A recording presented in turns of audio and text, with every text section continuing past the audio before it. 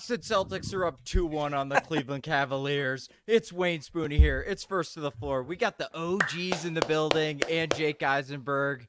Gentlemen, jump in. Dive in together. Or Jake, maybe you go first because you're jumped in first. How's it going, Let's boys? do it, boys. Man, we fucking did it. Never in doubt. Never in doubt. Not for a second.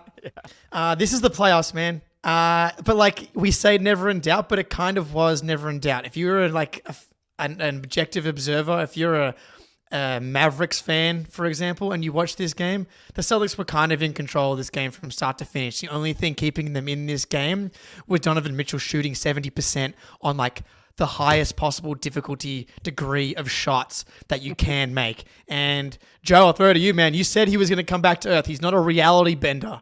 And he's right. You were right. He did cool off in the second half. He absolutely cooled off, and the Celtics defense finally were able to slow down the Cavs, and it was kind of over after that quick run in the third quarter. Yeah. I mean, there's the objective reality of what happened, but of course that doesn't matter. It's our subjective experience as fans. It really matters. You're not tuning into this show if you're like just a general league observer. You're a hardcore. You're a diehard. You felt every miss, by Tatum. Thank you, Nick. Got Levert on him. Yeah, it was a bit more stressful. It felt stressful that game. It didn't. Oh yeah. It didn't feel right. Like in my, there's the duality in our brains, right, where you have like your rational half and your emotional half, and they were in tension most of the night. Yeah, Jackson. I felt like that was a game where we were just threatening to let go of the rope for like halfway through the third quarter, all the way down to about the point where you knew it was safe with about 3 minutes to go. But like, you build up, you what? I don't think the Cavs led outside of the first quarter no more than like 1 or 2 points. You build a 23-point lead, it gets to 8, and you're thinking, oh geez, here we go. But it never got any closer than that, and we just traded buckets. We executed, just about towards the end. So look, that's the kind of win I love to see. Just It was a very out of character win. Yeah, it was. dude. Very out of character. Professional. Tatum was 11 of 25, and I think it might be one of the best games I've ever seen him play. Like, Right. he was friggin' awesome, sure. dude. Yeah. He was so good defensively. He looked like Rob Williams on the help defense. It was crazy. Yeah. Except for about 4 of those 25, yes. But it really fourth impacted. quarter as well. Yeah. Yeah, he just can't get the mid-range jumper to go right now.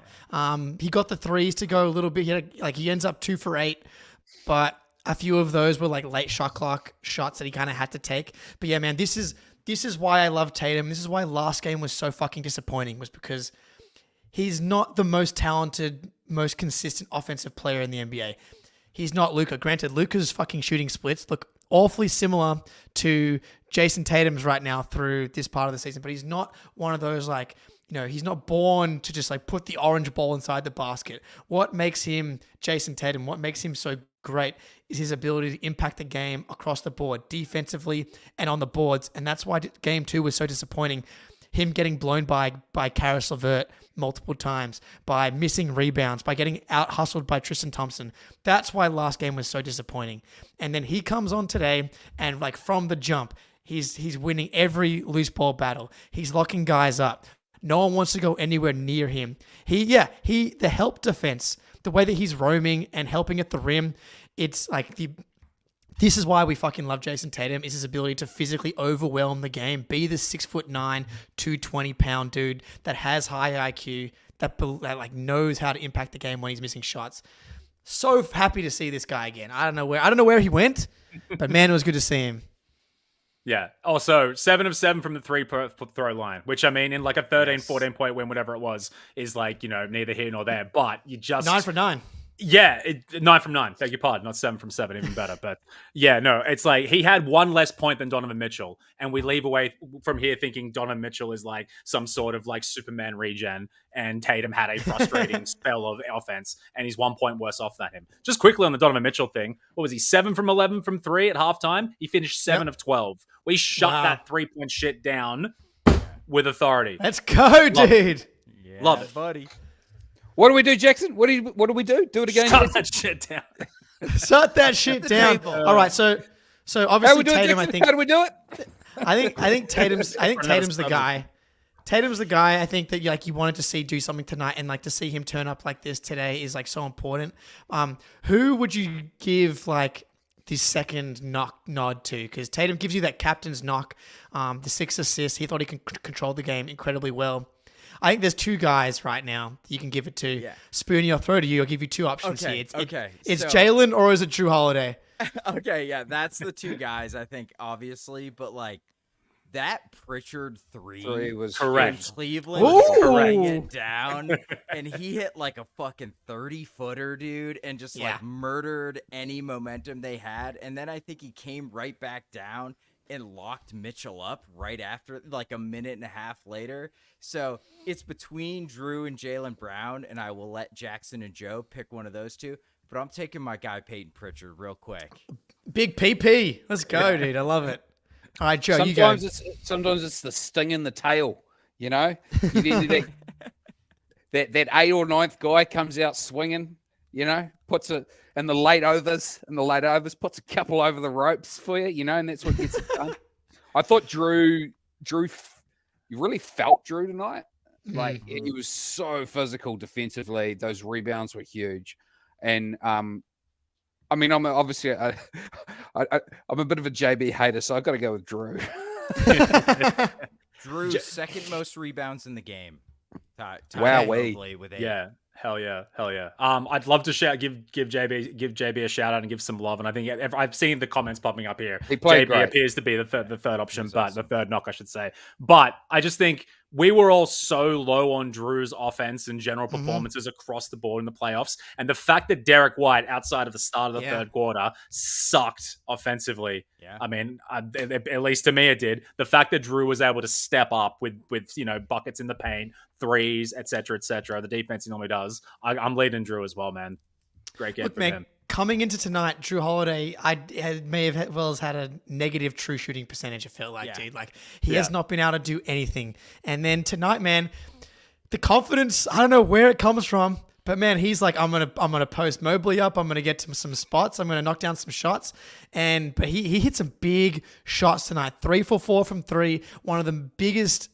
Like, one of the main things about Drew Holiday all season long was his ability to hit those corner threes, and he hit some big clutch threes in tonight's game. And like, I've been talking about the rebounding all playoffs, and today I thought he had some of his, like you said, 8 rebounds tonight.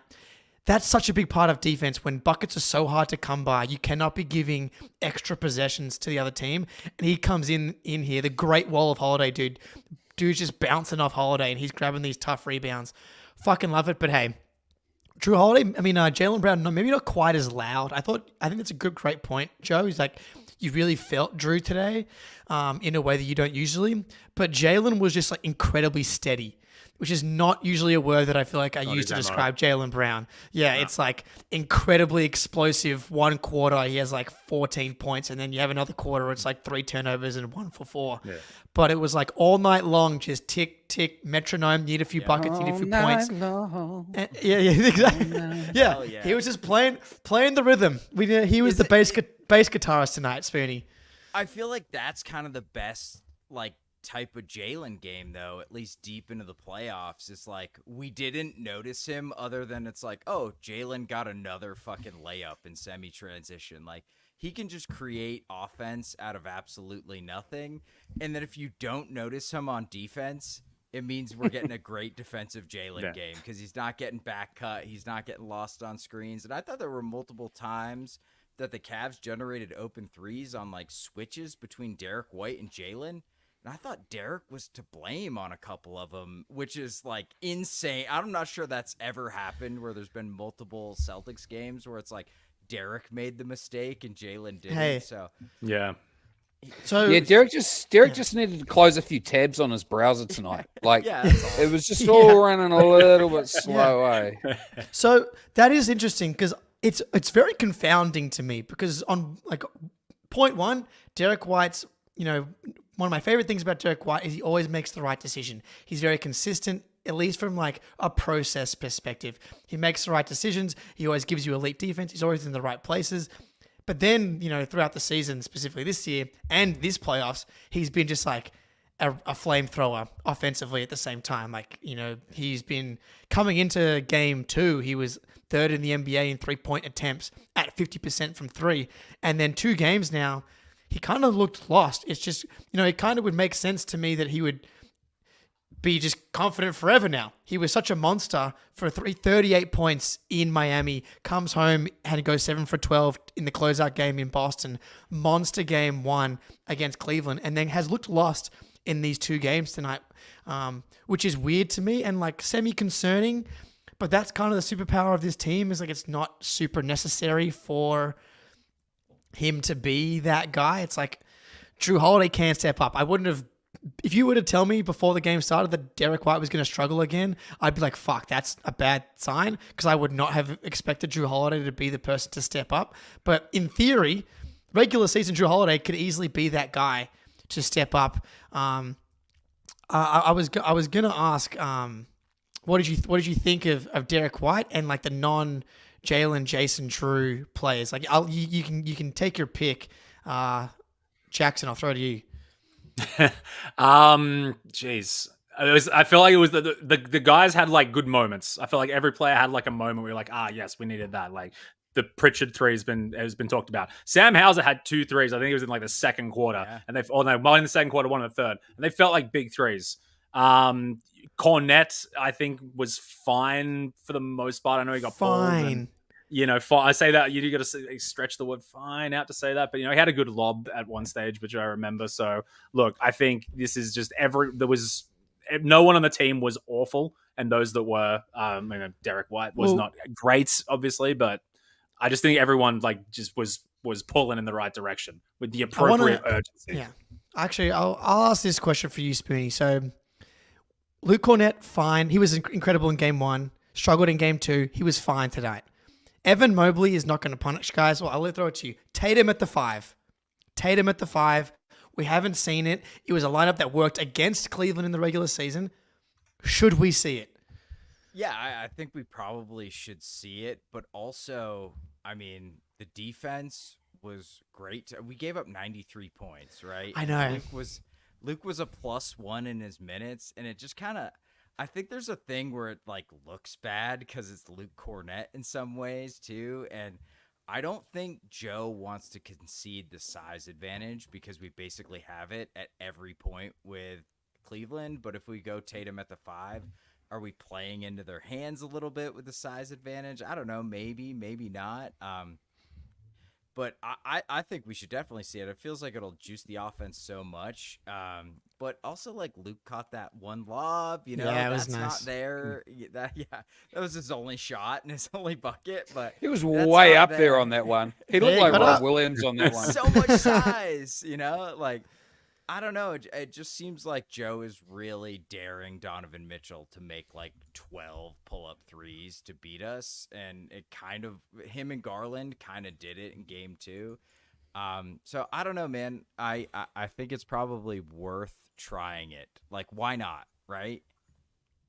Yeah, I think this point here, Horford needs more rest, right? I'll throw it to you in a second, Joe. Horford's struggling in this matchup.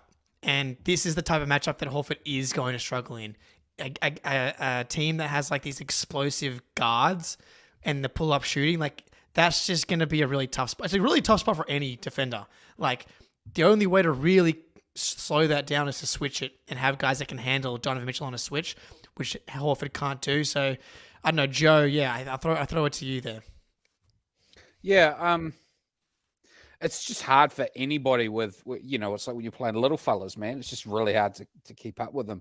Because I always feel like the best way to deal with someone when they're looking to pull up is actually to push into them even more. Like try and take something away from them, send them a direction. And Pritchard, like the thing about Pritchard, right, is he's going to give something up if he gets caught on a switch in the post, but he takes something away everywhere else he is on the floor. If he gets screened off, he will, if he's in pick and roll action, he will dig in on the screener. He will put a lot of ball pressure on. I thought that his defense was pretty key. In terms of like Cornette, I think Cornette and Horford, it's just, it's going to be what it'll be, and I wonder if the Tatum at the 5 thing is just like kind of a break glass in case of emergency kind of thing, and he's If it's game same 7. because it's Good emergency match. game 7 and we really need this thing because it's got to be pretty tiring, right? Yes. Big time. Pritchard's interesting in the sense that, like, coming into the playoffs, if you had to ask me which of Pritchard or Hauser was going to be like the more sustainable option, in the playoffs, I would have probably said Hauser, but Pritchard's easily proven to be that guy. And Joe, that's an incredible point. Like, this dude is he's so feisty. He fights so fucking hard that, like, even if you end up with a switch onto Pritchard, especially in this matchup, it's like, are you really concerned? Like Mobley, maybe, yeah, sure. If Mobley's matched up on Pritchard in the post, and it's not great, but like this Cleveland team, there's no other person that like he's going to end up on that. Like coming like at the very end of the first Dean half. Wade. Yeah, it's like, what are we doing? Like Dean Wade's like very end of the first half. Donovan Mitchell's cooking. Last possession, Pritchard ends up on Mitchell, and he forces and he ends up isoing for a Mitchell pull up 3, and he gets right up into him and forces a miss, like one of his only misses in the first half. So I do think that Pritchard, if you're going to go small just in general, like he ends up playing 22 and a half minutes tonight. In this matchup in particular, he's been really good both in the Miami series and in this series, Spoonie. Yeah, well, real quick, guys, the Garden Report just went live, so we have to wrap up the immediate reaction. But yeah, Pritchard's been, I think, defensively awesome. The shot hasn't gone all the time, but goddamn, that was a big 3 tonight. And I just think like the one that mattered. Yeah, 2 the for one 4, that really, another offensive rebound, really- rebound, 2 rebounds as well. And It's like big. the pace he just plays with gets us kind of out of that gum stick type of offense that we sometimes go into. So Omar Ballsack, and then Jackson. Last thoughts. I'll throw it to you, Omar. Last thoughts before we jump out of here because Garden Report's live. Last thought.